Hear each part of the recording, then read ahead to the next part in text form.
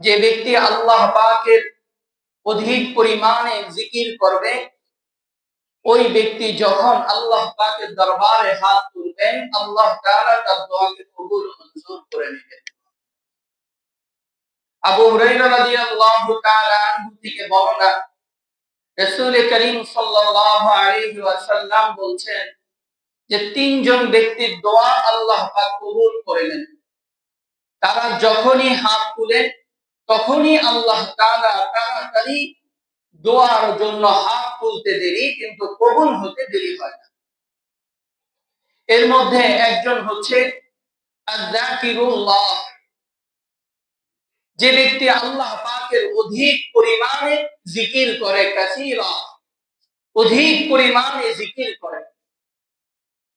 দ্বিতীয় ব্যক্তি হচ্ছে ওয়াদাওয়াতুল মাজলুম, মাজলুম ব্যক্তি, যাকে বিনা কারণে অত্যাচার করা হয়, ওই ব্যক্তি যদি আল্লাহ তাআলার কাছে দোয়া করে, আল্লাহ তাআলা তার দোয়াকে ফিরিয়ে দেন না।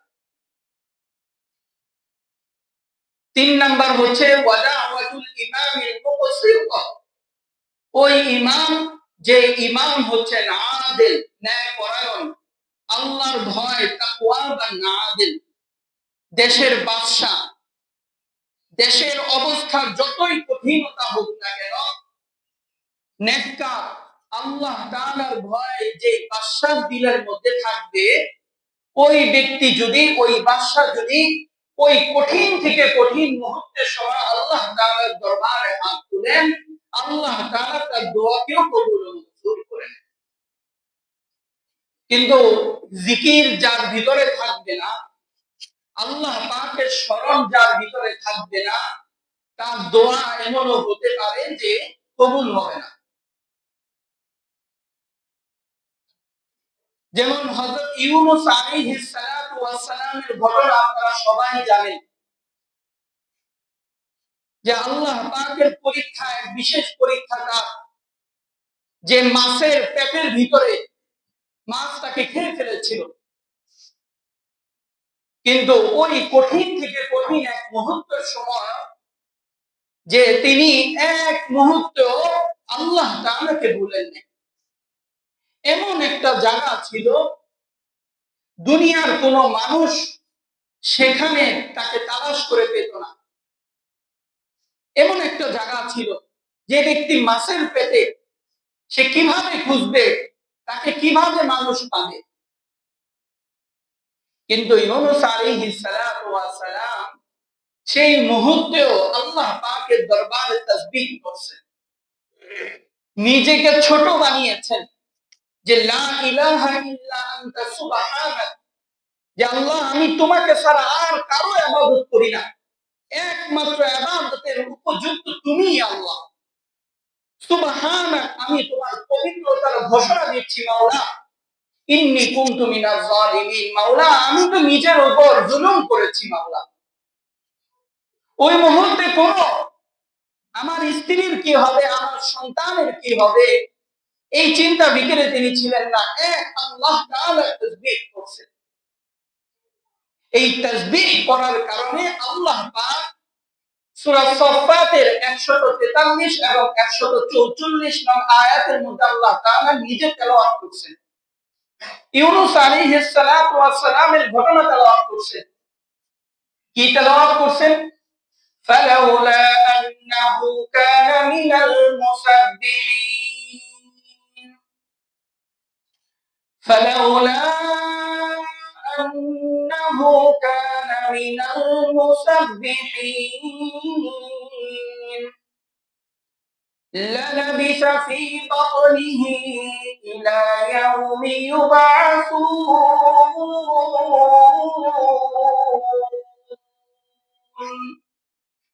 আল্লাহ পাক বলতেছেন, ফালাউলা আন্নাহু কানা মিনাল মুসাব্বিহিন, আমার ইউনূস যদি গুণকীর্তনকারীদের অন্তর্ভুক্ত না হতো, আমার তাসবিহ না করত, লালাবিসা ফি বাতনিহি ইলা ইয়াউমি ইউবাসুন, সেই মাছের পেটের মধ্যে তার কিয়ামত পর্যন্ত থাকতে হবে।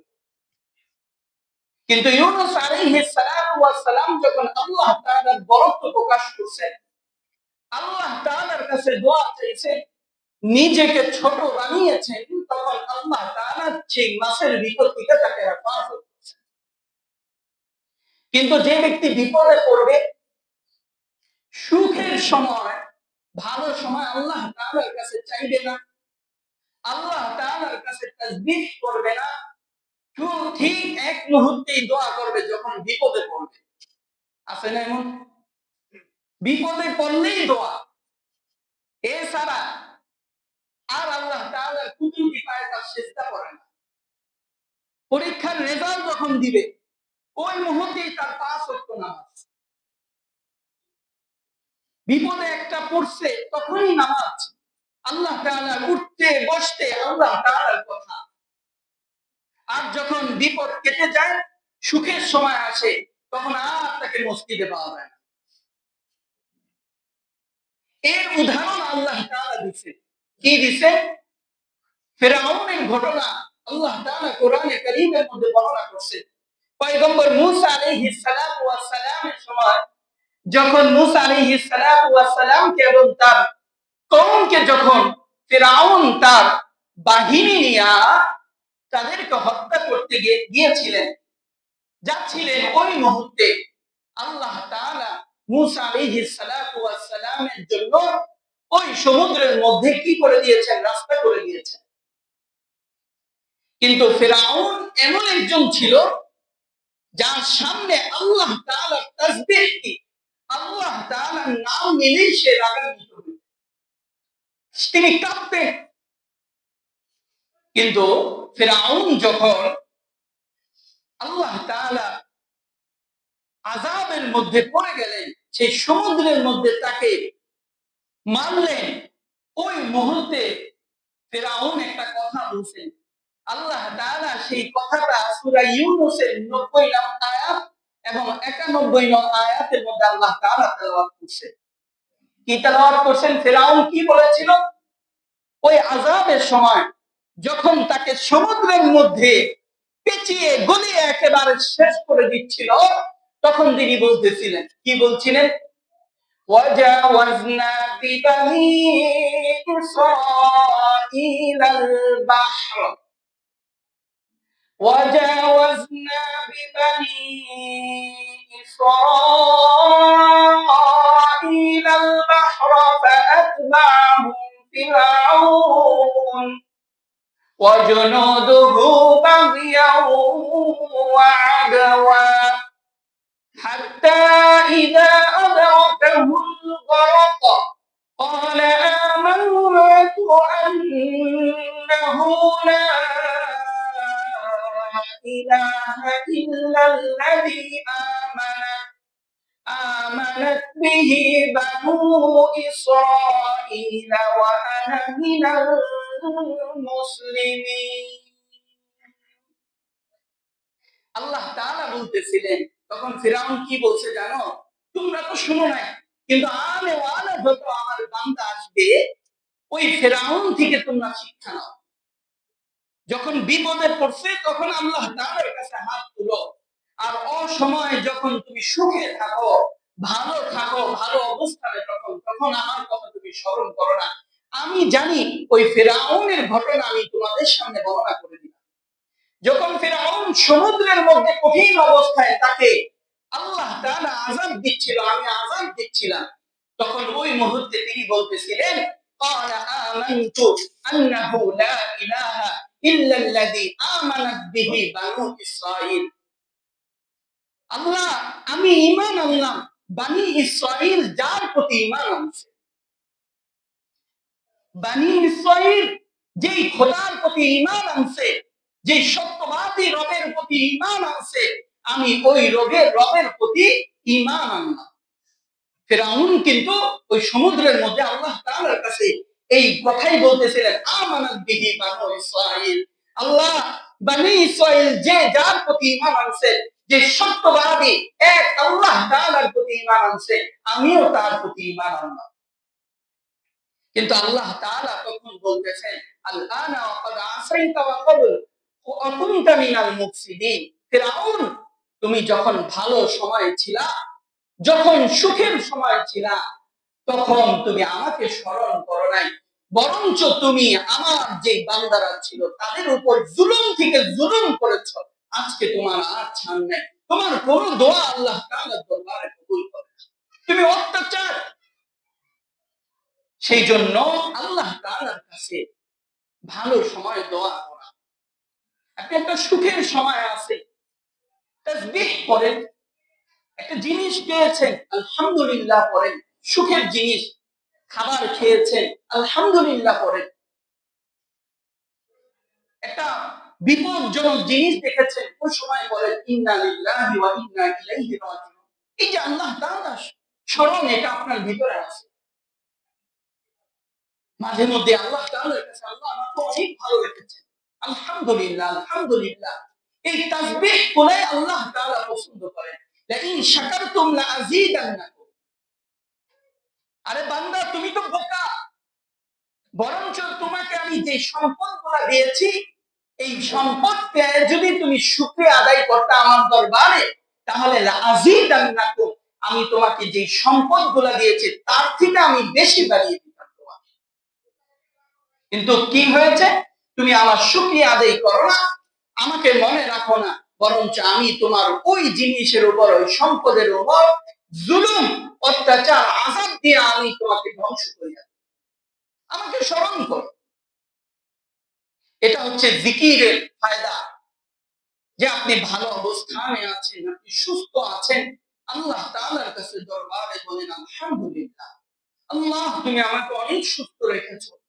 একজন মানুষকে দেখতেছেন অসুস্থ, ওই ব্যক্তিটাকে দেখে নিজেকে স্মরণ করুন যে আল্লাহ আমাকে তুমি অনেক সুস্থ রেখেছো, আলহামদুলিল্লাহ। একজন খেতে পাচ্ছে না, তাকে দেখে আপনি শুকরিয়া আদায় করুন যে আল্লাহ তুমি আমাকে 3 বেলা খাবার তৌফিক দিয়েছো, আমি পেট ভরে খেতে পারি, আমি খুব শান্তিতে আছি, শীতের রাতে সেই বাহিরে শীতের কাপড় ছাড়া থাকতে হয় না, আল্লাহ সেই রিজিকটুকু তুমি আমাকে দিয়েছো। এই শুকরিয়াটুকু আপনি যখন বলবেন, আল্লাহ আপনাকে আরো বেশি দান করবে। এটা হচ্ছে জিকিরের ফায়দা। তারপর হচ্ছে নবম 9 নাম্বার যে আমলটা, সেটা হচ্ছে আসমাউল হুসনা পাঠ করে আল্লাহ তাআলার কাছে দোয়া। আসমাউল হুসনা মানে কি, যে আল্লাহ তাআলার সুন্দর সুন্দর কিছু নাম আছে, যেমন রজ্জাক, গফফার, রহিম, এই নাম ধরে ধরে আল্লাহ তাআলার কাছে দোয়া করা। আল্লাহ তাআলা কোরআনে কারীমের মধ্যে সূরা আরাফের 180 নং আয়াতের মধ্যে বলতেছেন, ওয়ালিল্লাহিল আসমাউল হুসনা ফাদউহু বিহা। হে পৃথিবীর মানুষ ও আমার বান্দারা, আমি কোরআনে কারীমের মধ্যে আমি আল্লাহ সুন্দর সুন্দর নাম আছে, ওই নামগুলা নিয়ে আমার কাছে দোয়া করো। সুন্দর সুন্দর নাম। পয়গম্বরদের দোয়ার একটা পদ্ধতি ছিল, কাইফিয়ত ছিল, সেটা হচ্ছে আল্লাহ তাআলার যে সুন্দর সুন্দর নাম আছে এই নামগুলা নিয়ে আল্লাহ তাআলার দরবারে দোয়া করতেন। মুসা আলাইহিস সালাতু ওয়াস সালাম সূরা আরাফের 155 নং আয়াতের মধ্যে আল্লাহ তাআলা বলতেছেন, মুসা আলাইহিস সালাতু ওয়াস সালাম আল্লাহ তাআলার দরবারে দোয়া করতেছেন আসমাউল হুসনা, আল্লাহ তাআলার সুন্দর নাম নিয়ে। কি দোয়া করতেছেন, আনতা ওয়ালিয়ুনা ফাগফির লানা ওয়ারহামনা ওয়া আনতা খায়রুল গাফিরিন।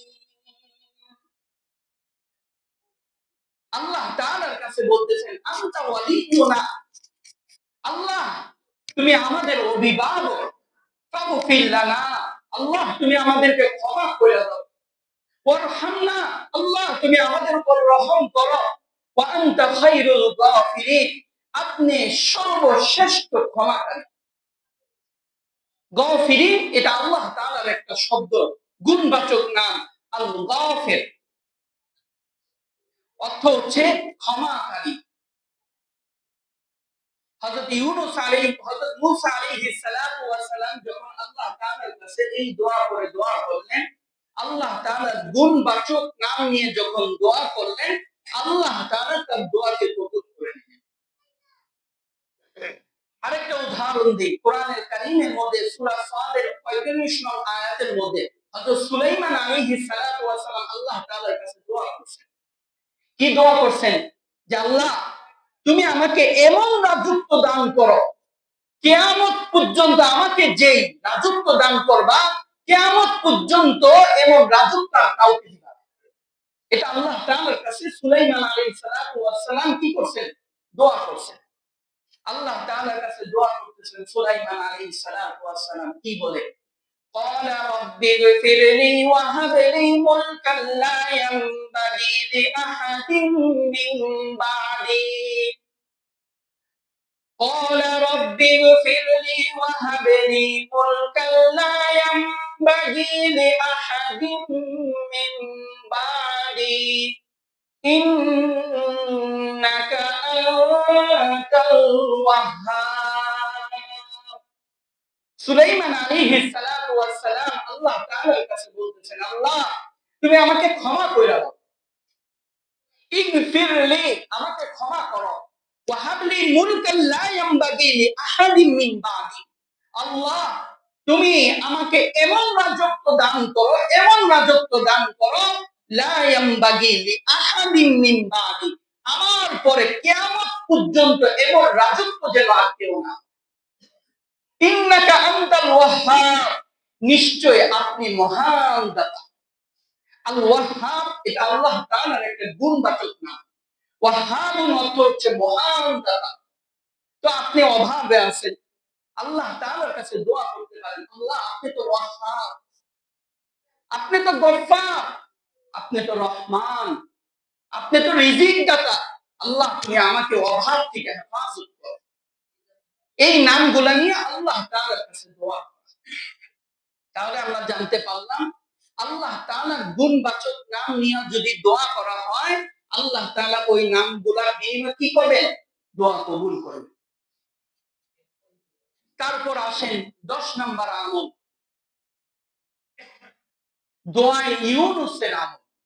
দোয়ায়ে ইউনূস, রাসূল কারীম সাল্লাল্লাহু আলাইহি ওয়াসাল্লাম বলতেছেন যে তুমি কঠিন বিপদে থাকো, সবচেয়ে কঠিন, তখন তুমি দোয়ায়ে ইউনূস পড়ো, লা ইলাহা ইল্লা আনতা সুবহানাকা ইন্নী কুনতু মিনাজ জালিমিন। এই দোয়াটা তুমি সবচেয়ে বেশি পড়ো। তিরমিজি শরীফে ৩৫০৫ নং হাদিসের মধ্যে আল্লাহ রাসূল বলতেছেন, সাদ রাদিয়াল্লাহু তাআলা আনহু থেকে বর্ণনা, যে ইউনূস আলাইহিস সালাতু ওয়াস সালাম মাছের পেটে যে দোয়াটা করছেন, এই দোয়াটা যদি ইয়াকিনের সাথে আমার কোন উম্মত এই দোয়াটা পড়ে, আল্লাহ তাআলা তাকে সেই কঠিন মহা বিপদ থেকে আল্লাহ তাআলা তাকে হেফাজত। কি বলতেছেন? ফাইন্নাহু লাম ইয়াদউ বিহা রাজুলুন মুসলিমুন ফি শাইইন কাত্তুন ইল্লা ইসতাজাবা আল্লাহু লাহু, যে অবশ্যই যদি ইয়াকিনের সাথে দোয়া ইউনূস বিপদের মুহূর্তে পড়ে, আল্লাহ তাআলা ওই দোয়াকে কবুল করে নেন। কিন্তু আমি এই দোয়ার সাথে আরেকটা জিনিসও বলি, সেটা হচ্ছে দুরূদের আমলটা করবেন। এটা যে এত পাওয়ারফুল, বিশ্বাস করে এই দোয়া, এই দুরূদের আমল করে আমি অনেক জায়গায় লাভবান হয়েছি।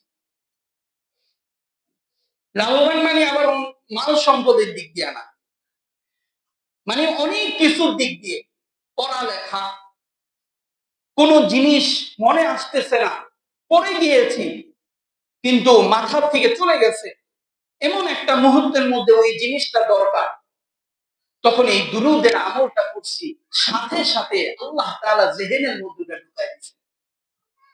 সেজন্য ভাই দুরূদের আমলটা করবে। অনেক বড় দুরূদ, যেটা নামাজে পড়েন দুরূদ ইব্রাহিম, এটা আপনার করতে হবে না। আপনি সাল্লাল্লাহু আলাইহি ওয়াসাল্লাম, আল্লাহুম্মা সাল্লি আলা মুহাম্মাদ, এতটুকু তো পারি আমরা।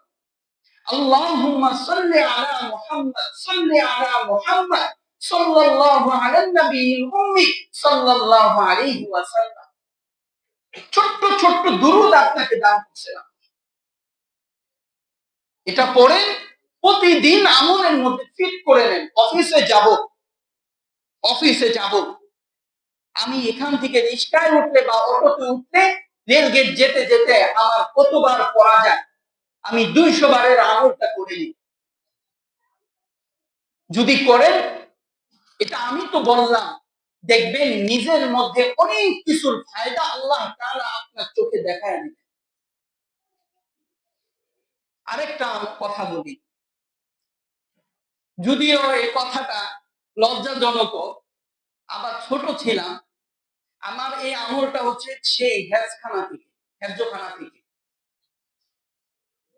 আমার বাবা অনেক পড়া মানুষ, পড়ালেখার বিষয় খুব কড়া, যদিও সে একজন জেনারেল লাইনের একজন ইঞ্জিনিয়ার, কিন্তু আলহামদুলিল্লাহ আমি তার কাছে 15 পারা করছি, মুখস্থ করেছে, আমি নিজে মুখস্থ করছি, তিনি শুনছেন। এখন বুঝালেন, আগে তিনি পড়া শুনতেন, তারপর উস্তাদ শুনতেন, যে কি পড়ছো, সবক কেমন হয়েছে, এটা আগে আমাকে শোনো। যাই হোক, মাঝে মধ্যে হুজুরের কাছে তো সবসময় পড়া পারতেন, এটা তো সবাই, মাঝে মধ্যে এমন হইতো যে সবক পারি নাই। তো প্রতিদিন আমার বাবার একটা আমল ছিল যে তিনি এশার নামাজের পরে হুজুরের সাথে কথা বলতেন, যে হুজুর পড়া কি পূর্ণ শুনাইছে কিনা, সবক 7 সবক আমুকটা 3টা স্তর আছে, এই 3টা স্তরকে আপনাকে শুনাইছে কিনা, যদি না শুনাইতাম ওই মুহূর্তে সবাইকে ছুটি দিয়ে দিতাম আমার সবক শুনাইতে। যাই হোক, এখন যেদিন পড়া পারতাম না, সেদিন তো এক বিশাল বিপদের মধ্যে, যে আমার তো এখন সবার ছুটি হয়ে যাবে, আমার পড়া শুনাইতে হবে। আমি তখন কি করতাম জানেন, ওই সময়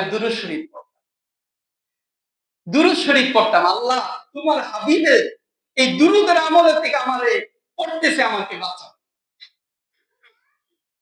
বাঁচাও। বিশ্বাস করে যতদিন যতদিন আমি এই আমলটুকু করছি, আল্লাহ তাআলা আমাকে বিপদ থেকে উদ্ধার করছে। এটা আমার ছোটবেলার একটা ঘটনা আপনাদেরকে উল্লেখ করলাম, যে দুরূদের আমলটা খুব কঠিন। এটার আমল যদি আপনি করেন, অনেক ফায়দা, আপনি চোখে দেখতে পারবেন, চোখে দেখতে পারবেন। আপনার সন্তান অসুস্থ, দুরূদের আমল করেন, একেবারে দিলের মধ্যে ঢুকে আপনার হাবিবের উপর দুরূদ পড়লাম, আল্লাহ আপনি আমার সন্তানটাকে সুস্থ করে দেন, আল্লাহ দেখবেন আপনি সচক্ষে সামনে দেখতে পারবেন। আল্লাহ পাক আমাদের আমল করার তৌফিক নসিব করুন।